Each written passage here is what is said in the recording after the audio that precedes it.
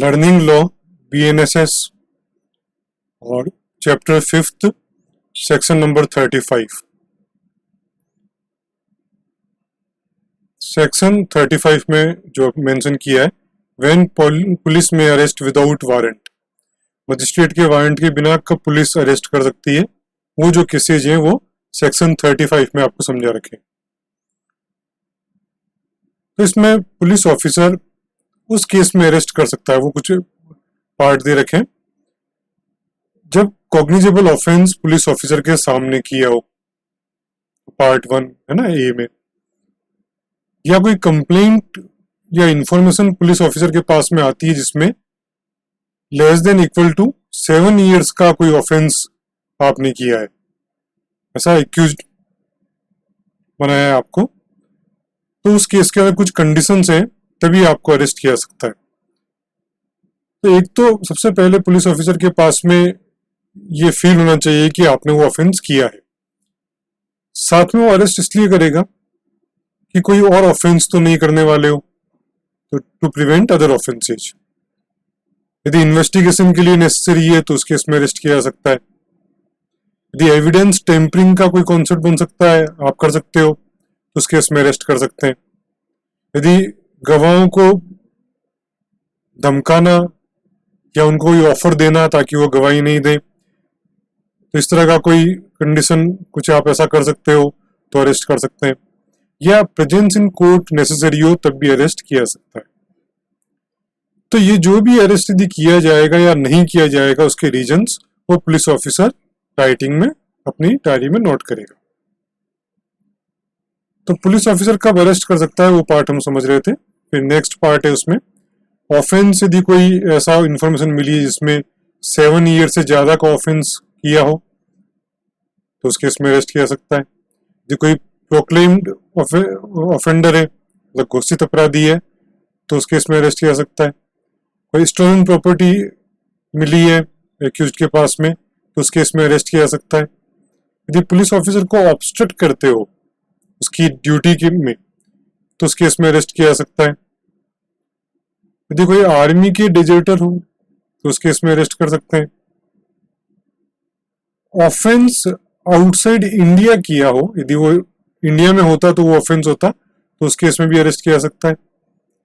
यदि कोई previous convict हो, है ना, रिलीज कर दिया है आपको, और उसमें कुछ रूल्स हैं, ब्रीच ऑफ रूल्स आपने किया हो, तो उस केस में अरेस्ट कर सकते हैं। और यदि किसी और थाना इंचार्ज से कोई रिक्वेस्ट मिलती है, तो उस केस में भी अरेस्ट किया जा सकता है। तो ये कंडीशंस हो गई अरेस्ट करने की, और ये कुछ पार्ट यहाँ मेजर मेंशन कर रखे हैं सबसेक्शन 1 के अंदर, जो पुलिस ऑफिसर अरेस्ट कर सकता है। सेक्शन 35 के अंदर 7 सबसेक्शन दे रखे हैं, उसमें सबसेक्शन 1 आपने समझ लिया।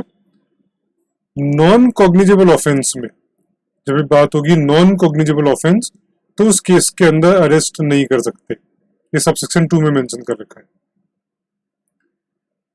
यदि सपोज करो अरेस्ट करने की रिक्वायरमेंट नहीं है, लेकिन कुछ न कुछ इंक्वायरी में आपकी रिक्वायरमेंट है, तो उस केस के अंदर, है ना, जब अरेस्ट की रिक्वायरमेंट नहीं है लेकिन इंक्वायरी के अंदर रिक्वायरमेंट है, तो उस केस के अंदर फॉर्म 1 आपको भेजा जाएगा for appearance in front of police officer, है ना, फॉर्म 1।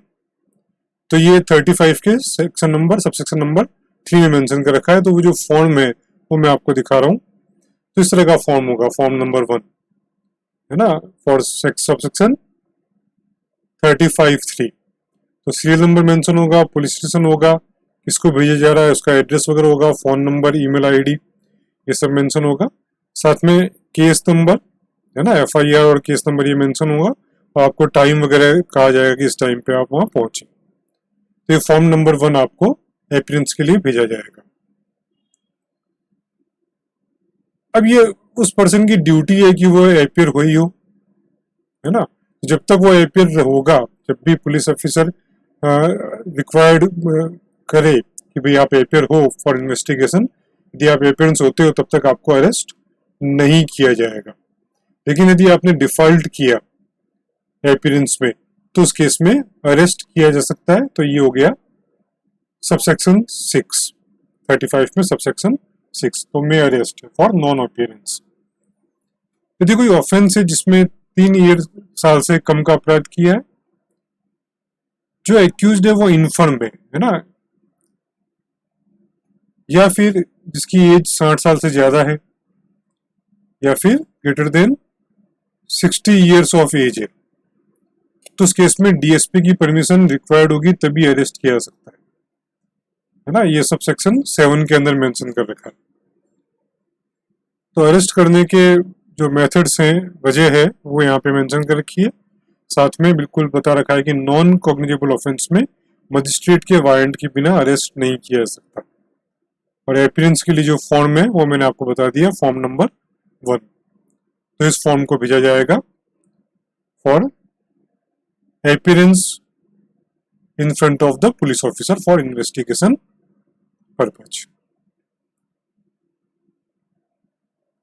तो ये कॉन्सेप्ट हमने समझ लिया for section 35 BNSS। We develop teaching, learning and revision softwares. Website is onepage1lecture.in.